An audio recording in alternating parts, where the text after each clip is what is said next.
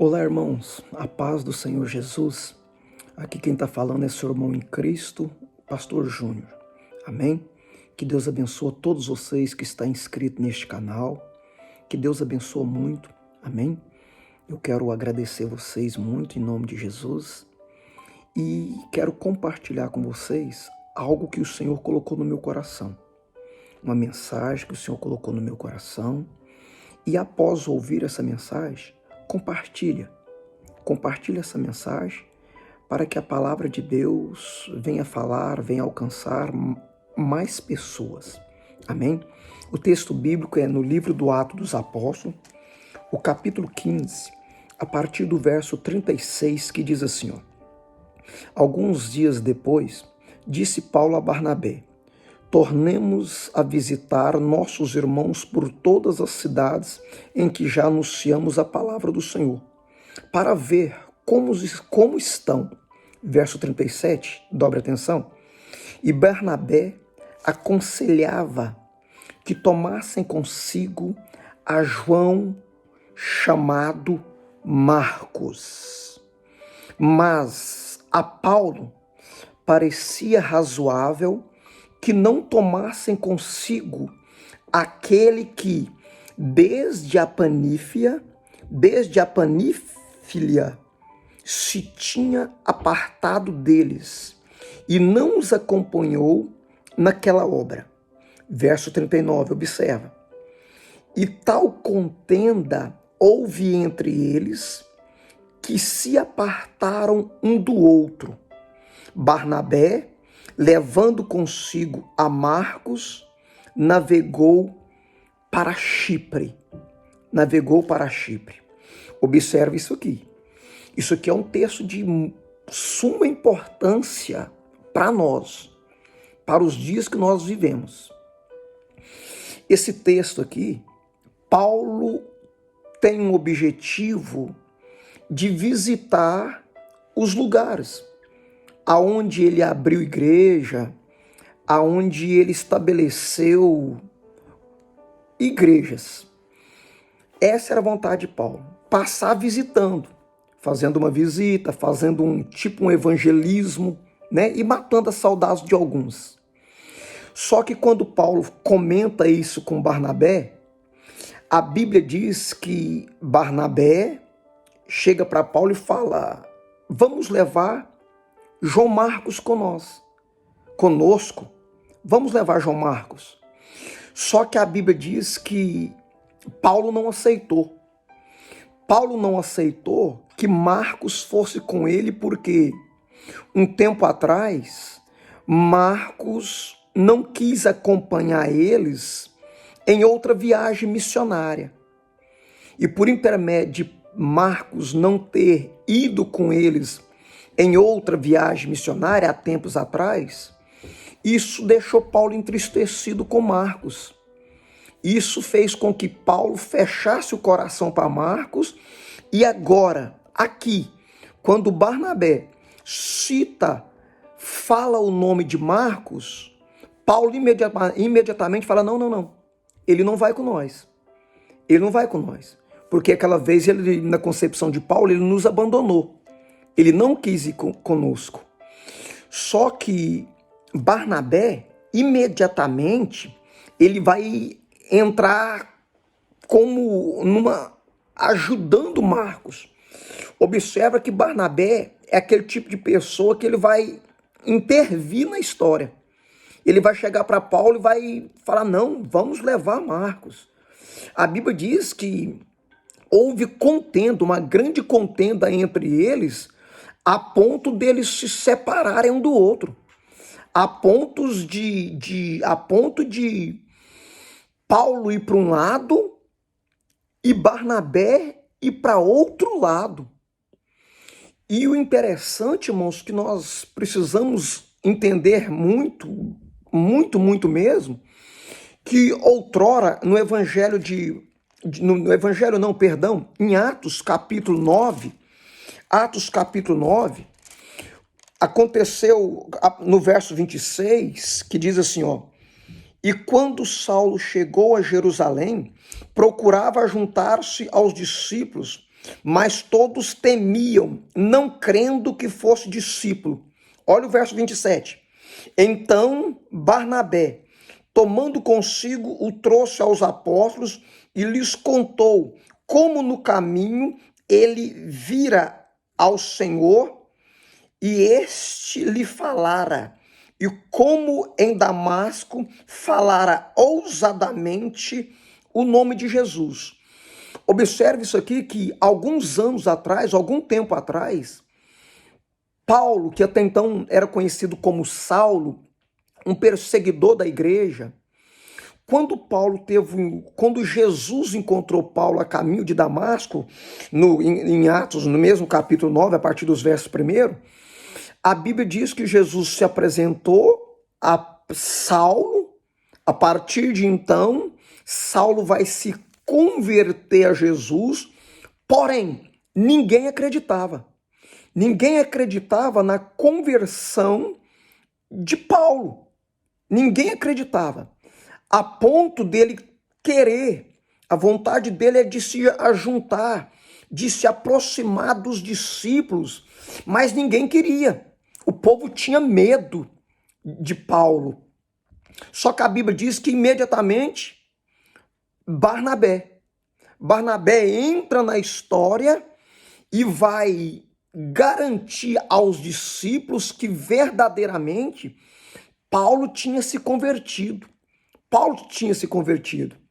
Eu quero que a igreja entenda que há tempos atrás, alguns anos atrás, Paulo precisou da ajuda de Barnabé. Paulo precisou da intervenção de Barnabé. Barnabé aqui é como um sirineu que ajudou Jesus a carregar a cruz. Barnabé aqui, ele é tipo do Consolador, o Espírito Santo. Portanto, que em Atos capítulo 4, observa, em Atos o capítulo 4, que é muito importante nós observar isso aqui, Atos capítulo 4, a partir do versículo 36, está escrito assim, ó. Então José, olha só, então José, cognominado pelos apóstolos, Barnabé. Então o nome de Barnabé, verdadeiro, é José. Só que os apóstolos começaram a observar a vida de Barnabé. Barnabé era aquele tipo de pessoa que ajudava tudo e a todos. Então os apóstolos, observando isso em José, né, que é o mesmo Barnabé, só que observa isso. Então os apóstolos, observando a vida de José, a conduta de José, o carinho, o amor, a compaixão, a misericórdia, a bondade que ele tem para com as outras pessoas, eles chegaram a uma conclusão. Vamos apelidar, colocar o nome dele de Barnabé, que significa o filho da consolação. Filho da consolação. E todos nós sabemos que Consolador é o Espírito Santo.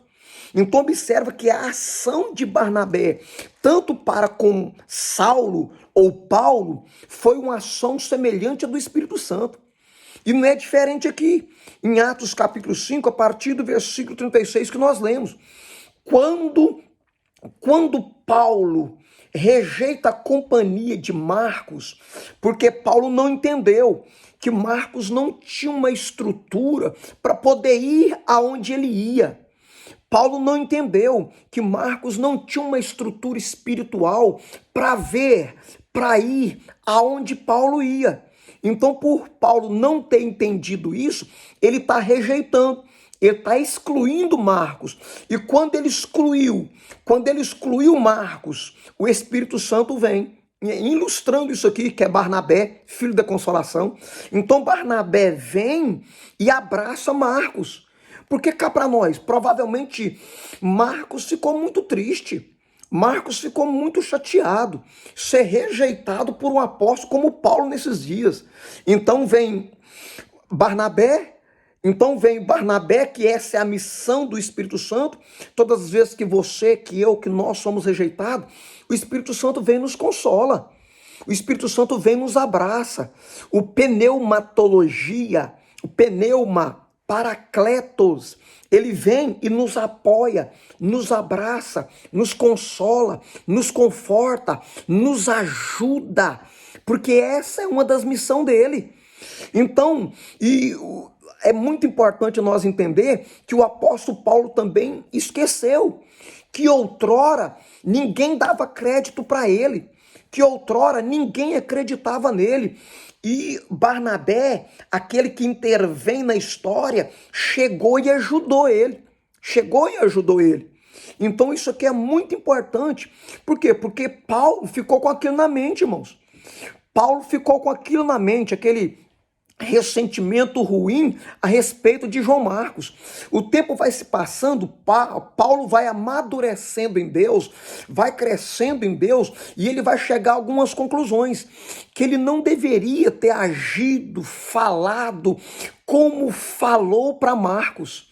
Ele chega na conclusão que aquilo que ele fez foi ruim, que aquela decisão, que aquela atitude que ele fez com Marcos, que era um jovem, era um menino, era novo na fé, foi ruim, foi ruim. Aí nós entramos agora no livro de segunda carta a Timóteo.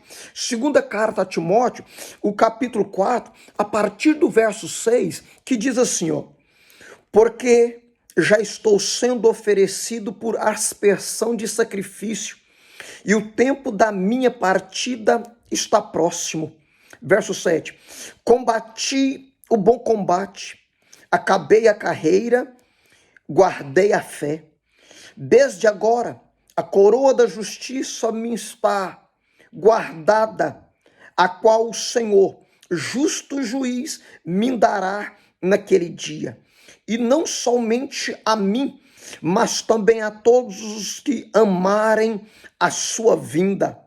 Procura vir ter comigo depressa, porque Demas me desamparou, amando o presente século, e foi para Tessalônica, Crescente para a Galácia, Tito para a Dalmácia. Só Lucas está comigo.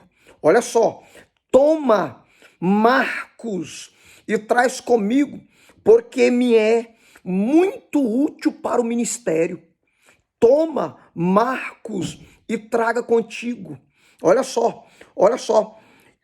Toma Marcos e traga contigo, porque me é muito útil para o ministério. Há anos atrás, Marcos não era útil para Paulo no ministério. Há tempos atrás, Marcos não era útil para Paulo no ministério. Observa, Marcos era para ser apóstolo de Paulo, mas não é. Após Paulo ter rejeitado Marcos, Marcos começou a caminhar com Pedro, E Marcos, então, hoje, teologicamente falando, Marcos é apóstolo pedríneo. Ele é apóstolo de Pedro. Então observa que agora o tempo se passa, essas aqui são as últimas palavras do apóstolo Paulo. São as últimas palavras do apóstolo Paulo. Ele está preso em Roma. Ele foi acusado por Nero de ter colocado fogo em 90% da cidade de Roma. Aqui são as últimas palavras do apóstolo Paulo, e nas suas últimas palavras, aquelas lembranças, a lembrança da forma como ele tratou Marcos, está vindo na consciência, no coração, na mente dele o tempo todo. Provavelmente Paulo está pensando assim, ó, eu estou perto a ser decapitado, eu estou perto a ser morto, e se eu não pedir perdão a Marcos, se eu não pedir perdão a João Marcos, que assim ele é chamado, ele é o nome dele, se eu não pedir perdão, eu estou colocando em risco a minha salvação. Eu preciso pedir perdão, eu preciso pedir desculpa, eu preciso reconhecer, eu reconheço que errei, e se eu não pedir perdão, se eu não pedir desculpa, eu estou colocando a minha salvação em uma balança, em risco. Igreja, preste muita atenção. Sabe por quê? Em toda a Bíblia Sagrada, Deus sempre expôs homens e mulheres de Deus na Bíblia, porque Deus quer que nós venha ter como exemplo somente a Cristo. Deus quer que nós venha ter como exemplo, Deus quer que nós venha nos apoiar, olhar somente para Cristo. Então observa isso. Paulo tomou uma decisão muito importante, decisão que nós precisamos tomar dia após outro, liberar o perdão a ponto de abençoar pessoas, segundo a ciência, segundo algumas autoridades da ciência, eles explicam, eles ensinam dizendo que grande parte de enfermidades, grande parte de doenças, enfermidades causadas no corpo humano, elas são derivado de não liberar perdão às pessoas. Elas são derivados, elas são causadas por quê?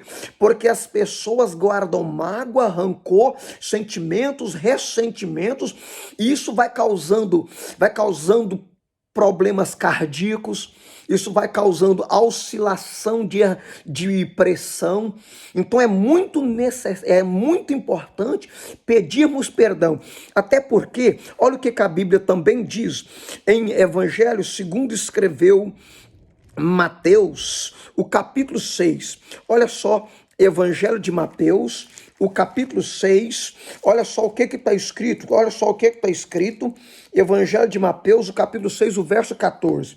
Porque se perdoardes aos homens as suas ofensas, também vosso Pai Celestial vos perdoará a vós. Se, porém, não perdoardes aos homens as suas ofensas, também vosso Pai não perdoará as vossas ofensas. Se você não perdoa, você não é digna de clamar, falar, citar o nome daquele que nos perdoou, mesmo não nos conhecendo. Então observa, uma vez eu não perdoando, eu não sou perdoado por Cristo. Uma vez você não perdoando, seja uma amiga, seja um amigo, seja o pai, seja a mãe, seja lá quem for, uma vez você não perdoando, infelizmente, o sacrifício de Cristo, após ele bradar, Pai, perdoa, porque eles não sabem o que fazem. Eles não sabem o que fazem. Você não faz parte dessa palavra. Porque se você não perdoa, é a Bíblia que está falando. Se você não perdoa as ofensas a qual os homens te fizeram, nosso Pai Celestial, Ele também não nos perdoará. Ele não nos perdoará. Faz uma reflexão nisso. E tenha sempre em mente que liberar perdão faz mais bem para você do que para outra pessoa. Amém? Que Deus te abençoe no nome de Jesus Cristo. Isso é uma palavra que vem te libertar de todo o peso, nos ombros, na mente. Amém? Que Deus te abençoe no nome de Jesus. Um abraço a todos, em nome de Jesus.